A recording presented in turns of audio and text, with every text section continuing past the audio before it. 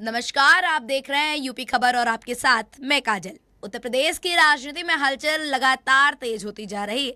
एक तरफ भारतीय जनता पार्टी 2027 विधानसभा चुनाव की तैयारियों में जुटी है, तो दूसरी ओर समाजवादी पार्टी भी अपने संगठन को मजबूत करने और जनसंपर्क अभियान को तेज करने में लगी हुई है। इसी बीच समाजवादी पार्टी के राष्ट्रीय अध्यक्ष अखिलेश यादव ने बीजेपी सरकार के वृक्षारोपण अभियान पर निशाना साधते हुए कहा कि यह वृक्षारोपण नहीं बल्कि भ्रष्टारोपण है।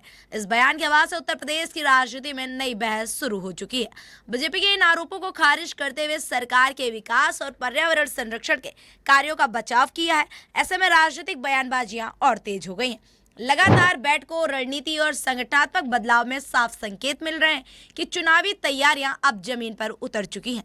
आखिर हाल की बैठकों में क्या फैसले हुए?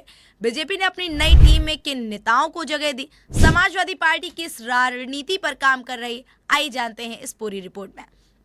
अगर हम बात करें सबसे पहले भारतीय जनता पार्टी की, बीजेपी ने 2027 विधानसभा चुनाव को ध्यान में रखते हुए उत्तर प्रदेश की नई प्रदेश कार्यकारिणी का गठन किया है।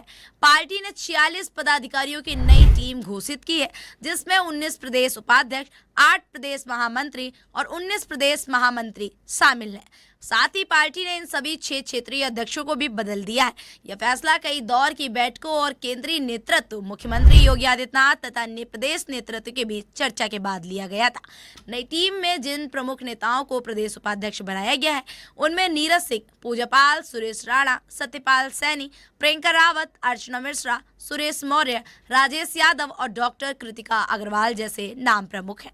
वहीं प्रदेश महामंत्री के तौर पर राम प्रताप सिंह चौहान, गीता साके, अभिजीत मिश्रा, उपेंद्र रावत, संजय राय, शंकर लोधी, दिलीप पटेल और राजेश चौधरी को जिम्मेदारी सौंपी गई है।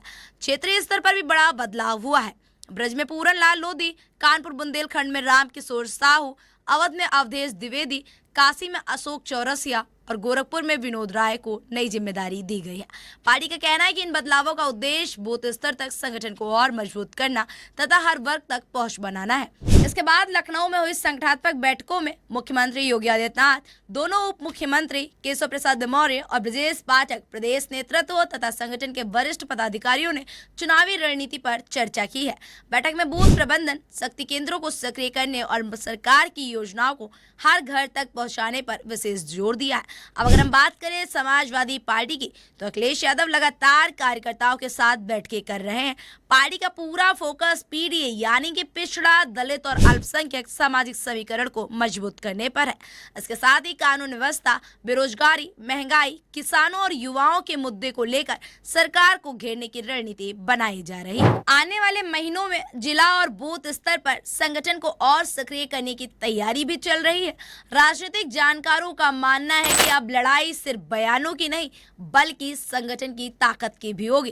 बीजेपी अपनी नई टीम के जरिए बूथ स्तर तक पहुंच मजबूत करना चाहती है, जबकि समाजवादी पार्टी जनता के मुद्दों और पीडीए रणनीति के जरिए अपनी राजनीतिक जमीन मजबूत करने की कोशिश में जुटी हुई है। अब सबसे बड़ा सवाल दोस्तों ये है, क्या बीजेपी की नई टीम 2027 के चुनाव में पार्टी को फायदा दिला पाएगी या समाजवादी पार्टी की रणनीति सत्ता की राह आसान करेगी?